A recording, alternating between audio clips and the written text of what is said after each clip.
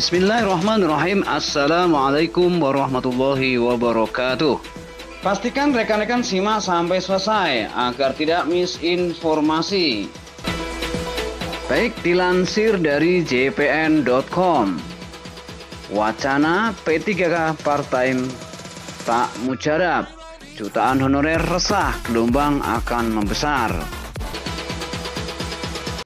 Dilansir dari jpm.com Bandung, wacana pengangkatan 2,3 juta tenaga honorer menjadi pegawai pemerintah dengan perjanjian kerja paruh waktu atau P3K part-time belum membuat tenang para tenaga non-ASN. Diketahui, wacana pengangkatan tenaga honorer menjadi ASN P3K part-time dianggap sebagai solusi jalan tengah guna menghindari terjadinya pemutusan hubungan kerja atau PHK massal terhadap non-ASN per 28 November 2023. Namun, karena masih sebatas wacana dan belum terakomodasi dalam ketentuan di peraturan perundang-undangan, wacana tersebut masih belum memberikan jaminan bahwa tidak ada PHK massal terhadap para honorer. Karena itu, DPRD Jawa Barat atau Jabar membahas tentang rencana penghapusan tenaga non-ASN dan mencari solusinya dengan forum komunikasi honorer lingkup pertanian Provinsi Jabar. Forum tersebut di dalamnya juga ada forum komunikasi tenaga harian lepas, tenaga bantu penyuluh pertanian daerah atau FKTHL, TBPPD, dan forum komunikasi tenaga harian lepas, petugas pengendali organisme pengganggu tumbuhan atau FKTHL POPT. Kami membahas kejelasan nasib atau status non-ASN di lingkup pertanian Jawa Barat bersama FKTHL, TBPPD, dan FKTHL POPT yang melakukan audiensi ke DPRD menjelang penerapan penghapusan tenaga honorer atau non-ASN pada 28 November 2023, kata Wakil Ketua DPRD Jawa Barat Inu Purwadewi Sundari ketika dihubungi di Bandung Sabtu 15 Juli 2023. Nah, ini ya teman-teman ya. Rekan-rekan semuanya, ini kabar dari Jawa Barat ya. Kabar dari Jawa Barat yang diterbitkan Senin 17 Juli 2023 pukul 7:48 waktu Indonesia bagian Barat ya. INE menerima audiensi FKTHL TBPPD dan FKTHL POPT itu bersama Sekretaris Komisi 1 DPRD Jawa Barat Sadar Muslihat dan anggota Komisi 2 DPRD Jawa Barat Heri Dirmawan. Turut hadir Kepala Dinas Tanaman Pangan dan Hortikultura atau DTPH Provinsi Jawa Barat Dadan Hidayat serta Kepala Badan Kepegawaian Daerah atau BKD Provinsi Jawa Barat ya, Bapak Sumasna maksud kami ya. Kebijakan penghapusan tenaga honorer atau non-ASN merupakan amanat Undang-Undang Nomor 5 Tahun 2014 tentang ASN dan Peraturan Pemerintah atau PP Nomor 49 Tahun 2018 tentang Manajemen Pegawai Pemerintah dengan Perjanjian Kerja atau P3K. Mereka adalah para penyuluh dari TBPPD dan POPT yang menanyakan kejelasan status kepegawaiannya menjelang penghapusan non-ASN. Mereka menyampaikan selama ini sudah banyak berkontribusi terhadap upaya mempertahankan pangan di Jawa Barat, kata INE.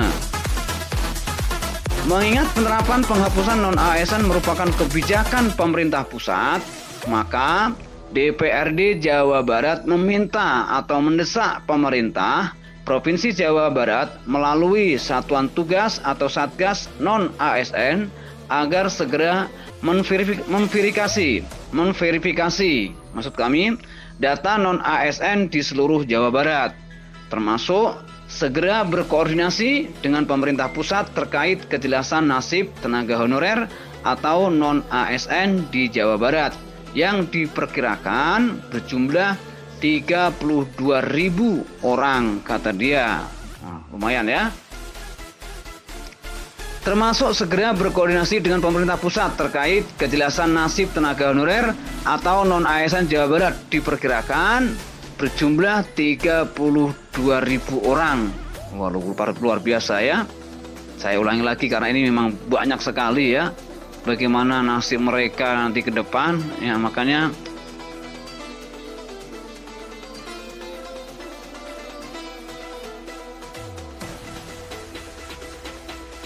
DPRD Jawa Barat akan menyampaikan segala aspirasi atau tuntutan dari FKTHL dan TBPPD dan FKTHL POPT ke pusat, dalam hal ini DPR RI.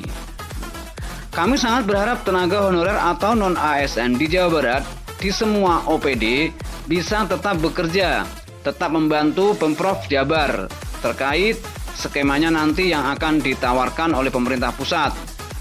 Pada dasarnya, DPRD Jawa Barat berharap yang terbaik dan tenaga honorer atau non-ASN tetap bekerja, kata Ine Purwadewi Sundari. Sekretaris Komisi 1 DPRD Jawa Barat sadar ya. DPRD Jawa Barat Sadar Muslihat menambahkan pihaknya sangat berharap Pemprov Jabar melalui BKD segera mengantisipasi sekaligus mencari solusi dampak dari kemungkinan penghapusan non-ASN diterapkan. Oh iya, luar biasa ini ya.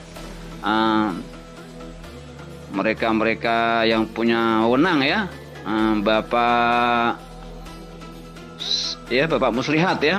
Bapak Muslihat menambahkan pihaknya sangat berharap ya Pemprov Jabar melalui BKD segera mengantisipasi sekaligus mencari solusi ya, jangan sampai nanti bagian pangan ini berantakan ya, karena memang sudah tidak dipekerjakan lagi ya, karena di PHK ya, PHK massal. Nah, itu dikhawatirkan oleh Bapak Muslihat ya dan Ibu Ine.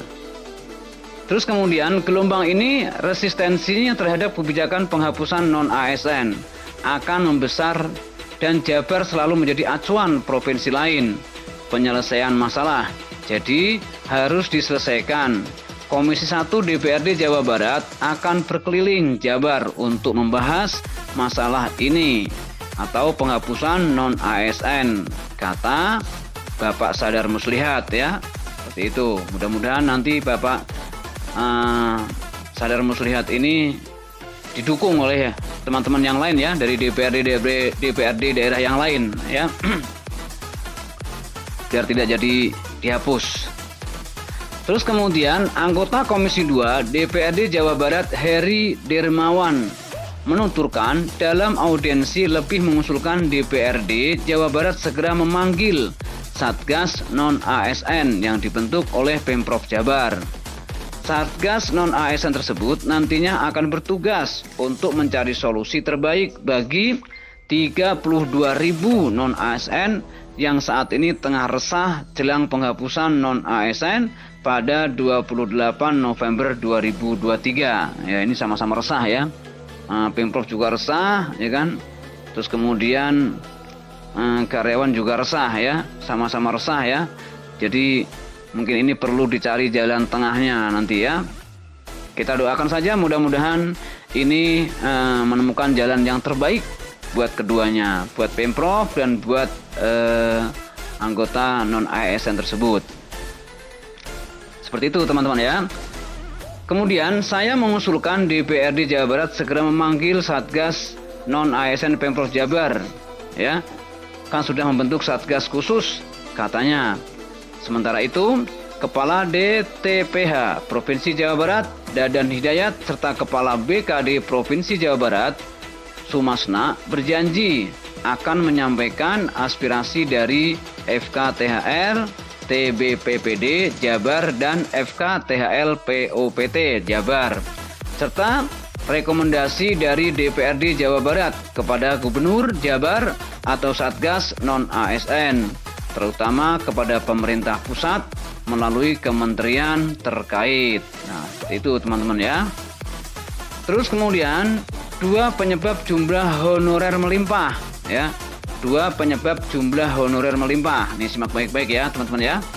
Sebelumnya, Menteri Pendayagunaan Aparatur Negara dan Reformasi Birokrasi atau Mempan RB, Abdullah Azwar Anas, membeberkan mengenai 2 penyebab jumlah tenaga honorer atau non-ASN di instansi Pemda begitu melimpah saat memberikan sambutan di acara peresmian bersama 14 Mei Pelayanan Publik MPP yang ditanyakan di kanal YouTube Kemenpan RB Kamis 13 Juli 2023. Azwar Anas mengakui punya kekeliruan dalam pengelolaan SDM saat periode pertama menjadi Bupati Banyuwangi, Jawa Timur.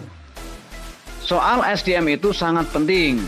Saya dulu ada kekeliruan, kata Mas Anas saat menjadi Bupati. Azwar Anas bercerita dirinya mendelegasikan kepada para pimpinan Satuan Kerja Perangkat Daerah atau SKPD terkait tenaga-tenaga yang disisipkan di kegiatan. Seperti itu ya teman-teman ya. Nah, honorer akhirnya melimpah, tidak terkontrol. Waktu saya di awal, saya 10 tahun jadi bupati, kata beliau Bapak Azwar Anas. Dia mengakui itu merupakan kesalahannya sebagai bupati yang tidak ketat dalam mengontrol penambahan jumlah honorer atau non-ASN. Saya ceritakan kesalahan saya tak mau hanya cerita kesuksesan saja.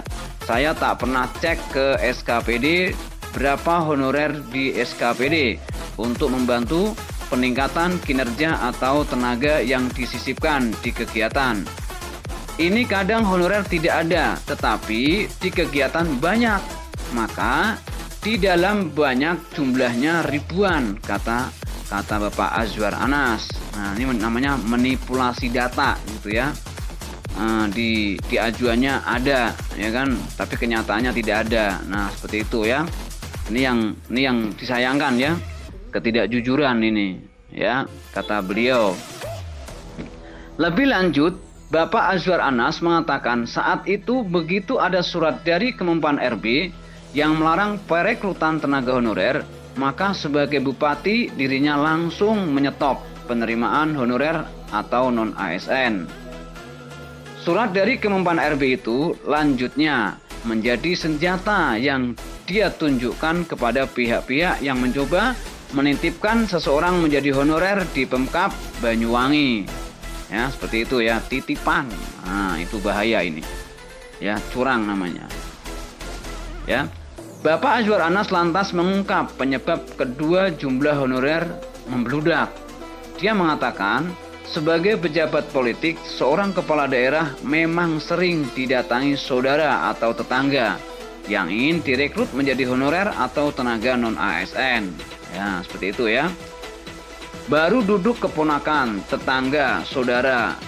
Hei, apa gunanya jadi bupati? Tetangga saja tidak bisa kamu bantu. Itu godaan-godaan, kata Bapak Azwar Anas bercerita seperti itu. Ini penyebabnya ya. Nah, penyebabnya sangat banyak sekali ya. Jadi mungkin dari kolekannya, ya kan, dari kolekannya saudara, tetangga, ya kan. Itu mungkin godaan ya, godaan, belum lagi tambah bayar berapa. Nah, itu juga banyak sekarang ya. Jadi sudah nggak kaget, sudah nggak heran ya teman-teman yang ada di Pemkab ya atau di Pemda, kayaknya sudah nggak asing lagi hal-hal semacam itu. Jadi sekarang membludak wajar ya, seperti itu. Itu yang tidak diharapkan oleh Pak Azwar Anas, seperti itu. Jangan sampai ya. Lanjut, begitu juga yang dialami Sekda dan para pimpinan SKPD. Begitu titip satu orang, sembari berpesan jangan bilang-bilang, maka akan keterusan. Semua unsur pimpinan juga titip. Nah, akhirnya 1 tambah 1 Jangan bilang saya titip. Akhirnya semua orang titip semua. Ujar Menteri Anas ya mengenai penyebab jumlah honorer membludak. Seperti itu ya teman-teman ya. Jadi penyebaban kenapa sampai membludak begitu banyak ya karena titipan. Itu ya teman-teman ya. Itu teman-teman ya yang dapat saya sampaikan. Jangan lupa disimak juga kabar Kanrek yang terbaru ya. Kabar Kanrek yang terbaru silahkan disimak ya. Mudah-mudahan ada progres yang sangat signifikan ya. Dan harapan kita semua mudah-mudahan bulan ini, bulan Juli sudah selesai dan teman-teman terima SK semua. Amin amin ya rabbal alamin. Sekian, terima kasih. Jangan lupa like, komen, dan subscribe-nya. Kurang lebihnya mohon maaf. Wassalamualaikum warahmatullahi wabarakatuh.